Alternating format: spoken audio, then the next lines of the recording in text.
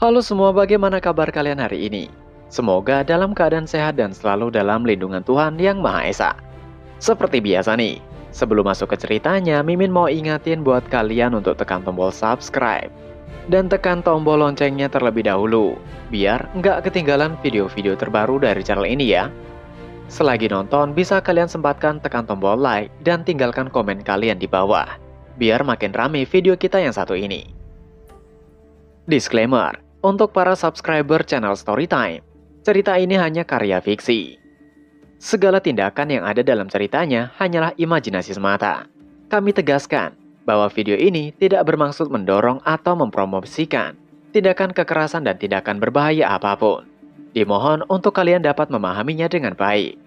Tanpa menunda dan banyak basa-basi, langsung masuk ke ceritanya. Cerita kita lanjutkan. Di pembahasan terakhir, Chun Myung tengah mengingat tentang masa lalunya bersama dengan juniornya, yang merupakan seorang anggota dari keluarga Tang. Dia minum bersama masa lalunya hingga larut malam. Hari berikutnya, tepat di pagi hari, terdengar suara teriakan yang memanggil Chun Myung. Namun, tidak ada jawaban hingga membuat suara itu memakai Chun Myung. Yang tidak lain, dia adalah Yoon Jong.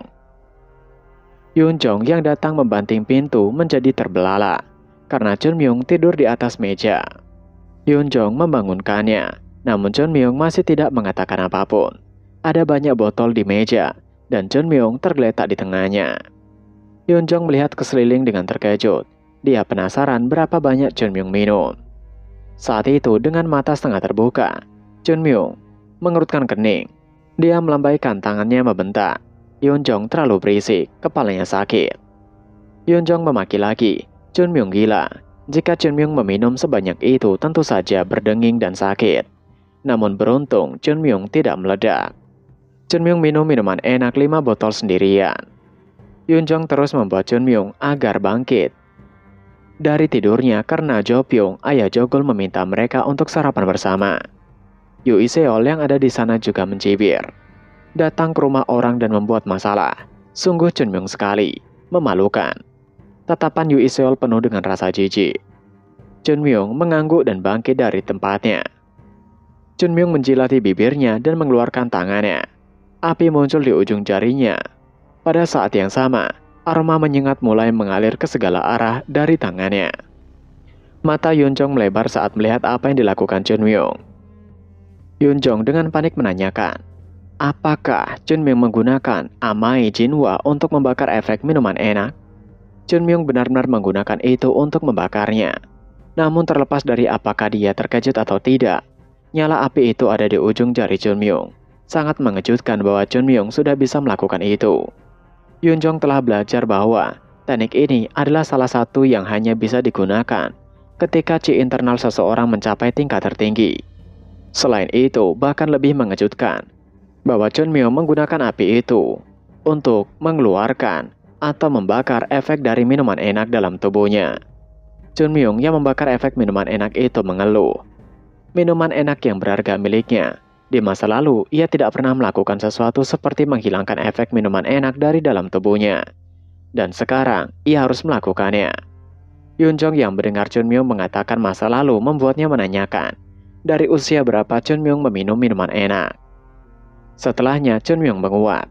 Dia meregangkan tubuhnya dengan wajah yang masih penuh dengan iler. Dia mengatakan, mereka sebaiknya segera pergi. Kepala keluarga Jo telah memanggil mereka untuk sarapan. Saat itu, Chun Myung hendak melangkah keluar. Tangan Yoo Seol bertumpu pada bahu Chun Myung. Itu mengejutkan Chun Myung dan membuatnya menanyakan apa yang Yoo Seol akan lakukan. Ketika dia menoleh, dia menatap Yoo Seol. Yoo Seol menunjuk ke belakang, dan Chun Myung melihat ke dalam ruangan yang semuanya berantakan. Yoo Seol memerintahkan untuk Chun Myung membereskannya. Chun Myung tidak bisa menghindar. Tentu dia melakukannya. Setelah merapikan kamar, mencuci pakaian dan mengganti pakaiannya, Chun Myung menuju ke meja bersama para sayungnya.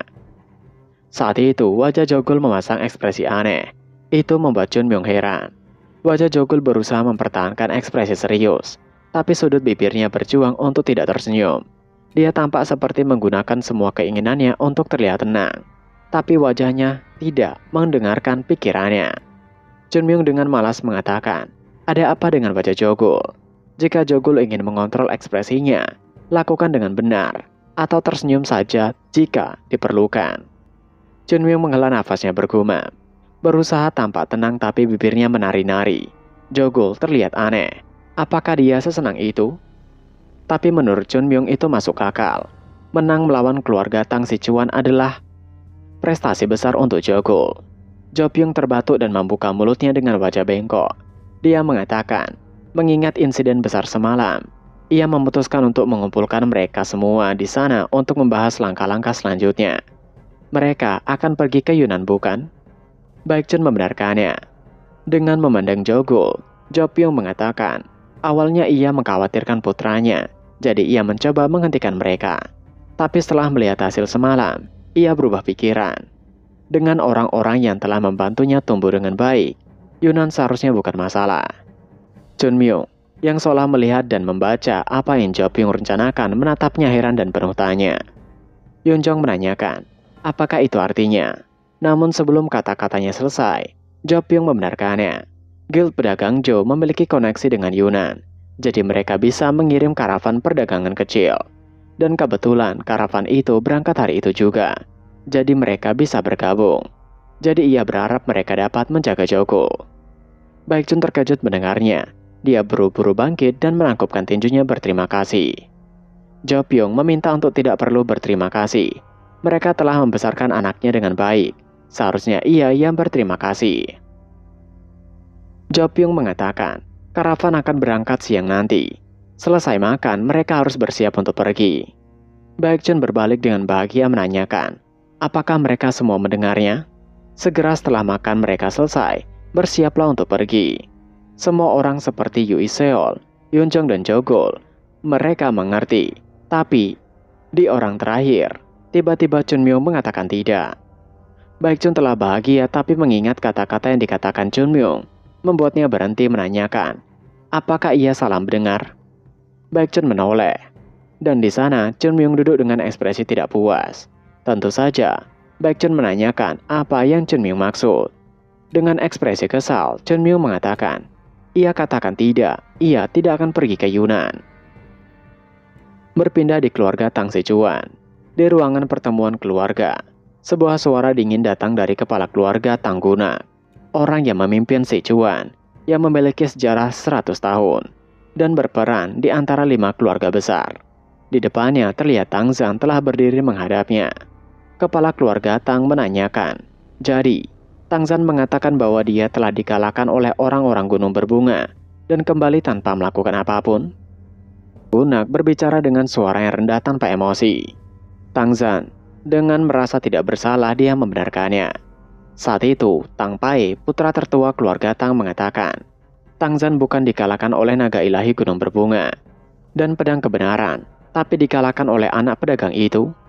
Sekali lagi, Tang Zhan hanya membenarkannya. Tang Pai berkobar marah menanyakan, apakah Tang Zhan tahu apa itu artinya? Tang Zhan mengatakan ia mengerti. Tatapannya masih penuh dengan percaya diri, seolah ia tidak bersalah.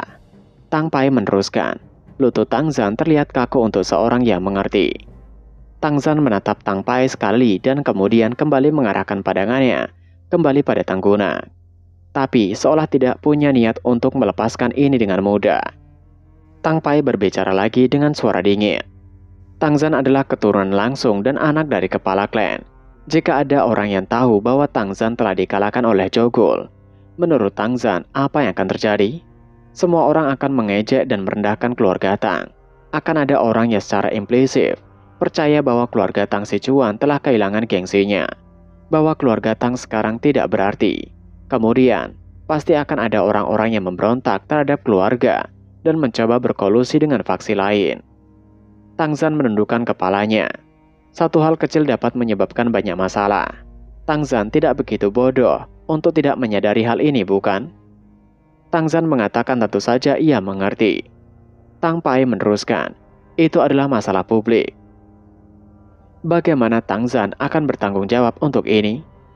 Dengan satu kesalahan, reputasi keluarga Tang Sichuan bisa hancur secara besar-besaran. Itu bisa mengguncang kekuasaan keluarga. Itu juga bukan sesuatu yang bisa diselesaikan hanya dengan menawarkan hidup Tang Zhan. Tangzan dengan yakin mengatakan, ia siap untuk menerima hukuman apapun. Melihat Tangzan seolah tidak peduli membuat Tang Pai semakin kesal. Ketika Tang Pai akan mengatakan hal lain, Tang Gunak mengangkat tangannya menghentikan Tang Pai. Tang Gunak menanyakan, apakah Tangzan mengatakan siap untuk dihukum? Tang Gunak menatap putranya dengan mata dingin meneruskan, jika begitu, berarti Tangzan sudah tahu betapa seriusnya kesalahannya. Tangzan mengatakan iya, tapi hal yang membuat Tang Gunak bingung adalah mengapa wajah Tangzan tidak menampakkan ekspresi bersalah tapi malah merasa lega. Inilah yang benar-benar ingin diketahui oleh Tang Gunak. Tangzan mengatakan itu karena ia telah menemukan sesuatu. Ia menemukan jalannya, dan ia menyadari betapa luasnya dunia ini. Ia menemukan bahwa ada banyak orang yang lebih kuat darinya. Jadi ia termotivasi untuk berlatih lebih keras. Mana mungkin ia takut dengan hukuman. Tang Gunak mengerutkan kening mengatakan, apakah Tangzan mengatakan ada banyak yang lebih kuat darinya? Apakah Tangzan mengacu pada anak kedua dari Guild Pedagang Zhou? Tangzan menimpali, jelas bahwa ia kalah dalam pertarungan. Tapi jika ia dan Zhou bertarung lagi, hasilnya akan berbeda. Tetapi, tidak jika melawan yang lainnya. Tang Gunak penasaran apakah itu mengacu pada Gunung Ilahi dan pedang kebenaran Gunung Berbunga? Tangzan membenarkannya. Pedang kebenaran Gunung Berbunga pasti lebih kuat dari Zhou dan naga ilahi Gunung Berbunga. Tangzan yang sedang berbicara terdiam. Tang Gunak tidak terburu-buru dan menunggu putranya memproses pikirannya dan berbicara. Yang kemudian dia meneruskan ia tidak tahu. Tetapi, jawabannya datang setelah keheningan yang lama berada di luar dugaannya. Tang Gunak menanyakan lagi apa maksud tidak tahu itu. Tangzan meneruskan, ia tidak tahu apakah Chun Myung itu kuat atau bahkan lebih dari kuat. Ia tidak bisa memahaminya. Tangzan menghela nafas. Tang Gunak menatap Tangzan bergumam. Tangzan yang dia tahu adalah perwujudan fisik dan mengejar kemenangan. Tak satu pun dari putranya yang lebih kompetitif atau ambisius daripada Tangzan. Tangzan telah mengalami pelatihan keras di keluarga. Pelatihan yang sama yang menyebabkan saudara-saudara yang lainnya menangis atau melarikan diri. Dia bertahan tanpa pernah mengeluarkan keluhan melalui tekad yang kuat. Menimbang bahwa bahkan Tang Gunak telah melarikan diri dari rumah 3 kali sebelum dia dewasa. Keinginan Tangzan sangat menakutkan. Oleh karena itu, ia sangat dicintai oleh Tang Gunak di antara semua anak-anaknya. Tapi anak yang sama itu terlihat puas kali ini, bahkan setelah menderita kekalahan. Tang Gunak berpikir bahwa mungkin alasannya akan lebih penting dari apa yang terjadi di Guild Pedagang Zhou. Tang Pai menyadarkan Tang Gunak mengatakan untuk tidak mendengarkan ocehan Tangzan. Segera hukum Tangzan dan kirim dirinya ke kamar dagang Zhou. Tang Gunak berbalik dan menatap Tang Pai. Tang Pai tersentak ketika dia bertemu mata dengan Tang Gunak dan menundukkan kepalanya. Tang Gunak yang menatap Tang Pai hanya dengan melihat, mengubah ekspresinya dan menatap Tangzan dengan penuh minat. Ini adalah pertama kalinya Tangzan menilai seseorang seperti itu. Tang Gunak mengatakan, mendengar apa yang Tangzan katakan, sepertinya kekuatannya tidak begitu luar biasa bukan? Tangzan membenarkannya. Tang Gunak menanyakan lagi, tapi Tangzan terkesan oleh naga ilahi Gunung Berbunga. Mengapa begitu? Ia yakin Tangzan adalah orang yang tidak peduli dengan reputasi Jianghu. Apakah ada yang istimewa dari naga ilahi Gunung Berbunga? Tangzan kini memasang ekspresi khawatir. Dia tidak berani untuk menjawabnya saat ini. Tapi kemudian dia memberanikan diri untuk mengatakan kebenarannya. Bahwa naga ilahi Gunung Berbunga tahu tentang rahasia tersembunyi keluarga Tang. Dia tahu tentang bilah ke-12.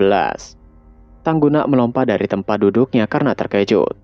Ini tidak seperti bagaimana dia melindungi citranya dan mempertahankan ketenangannya sampai sekarang. Qi yang menakutkan muncul dari seluruh tubuhnya. Dia bergumam, apakah Tangzan mengatakan bahwa naga ilahi Gunung Berbunga mengetahui bilah ke-12? Itu tidak mungkin. Itu sangat mustahil. Mengetahui teknik seperti Hidden Dagger atau Unseen Poison mungkin masih masuk akal. Tapi itu adalah teknik rahasia yang hampir hilang, bahkan dalam keluarga Tang. Dan itu sudah menjadi rahasia terbesar di keluarga Tang. Dan naga ilahi Gunung Berbunga mengetahuinya. Seharusnya tidak ada siapapun di Jianghu yang mengetahuinya, kecuali dia mendengar langsung dari mereka. Tidak mungkin naga ilahi Gunung Berbunga tahu tentang itu. Tangguna mulai tertarik. Dia meminta untuk Tangzan menceritakan semuanya tanpa ada yang terlewat. Tangzan dengan takut mulai menceritakannya. Kembali pada Chunmyung. Wajah Chunmyung sangat jelek saat ini ketika Baekchun memakinya. Baekchun berteriak mengapa Chunmyung tidak ingin pergi, dan mengapa Chunmyung tiba-tiba menjadi keras kepala. Lagi, Chunmyung mengatakan ia tidak akan pergi. Baekchun memegang kepalanya yang sakit berteriak sekuat-kuatnya, lalu memaki Chunmyung lagi. Jika begitu, Chunmyung bisa tinggal. Ia yang akan pergi ke Yunan. Chunmyung tidak peduli dan hanya mengatakan iyanya. Tentu, itu membuat Baekchun semakin brutal marahnya. Dia tidak bisa mengatakan apa-apa lagi, yang kemudian dia ditenangkan oleh suara Yu Iseol yang menyelanya. Yu Iseol menanyakan, apakah keluarga Tang akan diam saja? Ia yakin keluarga Tang akan mengejar mereka. Baekchun mengatakan itulah sebabnya mereka harus ke Yunan secepatnya. Tidak ada yang tahu apa yang akan terjadi jika mereka tetap berada di sana. Yu Iseol menanyakan lagi, lalu bagaimana dengan Guild Pedagang Zhou? Baekchun terdiam. Kembali lagi di keluarga Tang. Setelah Tangzan menceritakan semuanya, Tangguna mengatakan, jadi bahkan setelah Tangzan menggunakan teknik tersembunyi, Tangzan masih kalah. Dan setelah melihat teknik rahasia Tangzan, naga ilahi gunung berbunga menyebutkan perlunya bilah ke-12. Tangguna bergumam lagi, itu tidak mungkin. Jika itu mungkin, maka pemahamannya tentang seni bela diri melampauinya. Namun Tangguna menampik pemikiran itu. Mungkin naga ilahi gunung berbunga tidak menghitungnya dengan pikirannya. Mungkin itu hanya perasaan. Tapi bahkan mengetahuinya dengan pikiran saja, seorang jenius yang menakutkan. Mungkin itu tidak akan cukup untuk menggambarkan bocah itu. Tangguna tiba-tiba bangkit dari tempat duduknya mengatakan, untuk mereka bersiap, ia akan pergi ke Guild Pedagang Zhou. Kembali di kediaman Jogul, Yu Iseol masih mengatakan, fakta bahwa mereka menyerang di larut malam, itu menunjukkan bahwa keluarga Tang ingin merusak posisi Jogul. Tapi mereka gagal dan dipermalukan. Mendengar hal itu, Baekchun menyadari sesuatu. Dia menoleh ke arah Jo Pyung bergumam. Jo Pyung mengetahui hal itu, tapi masih mengirim mereka untuk pergi. Yu Iseol meneruskan, bahkan jika mereka pergi ke Yunan, ia yakin keluarga Tang akan pergi mendatangi keluarga Zhou, tidak peduli apapun. Dan chapter pun berakhir. Nah, itu tadi adalah pembahasan manhwa. Kembalinya Sekte Gunung Berbunga part ke-72. Seperti biasa sebelum mengakhiri video ini, Mimin ingatkan untuk kalian bahagia dan sehat selalu. Terima kasih sudah menonton video ini, dan sampai jumpa lagi di video selanjutnya. Jana.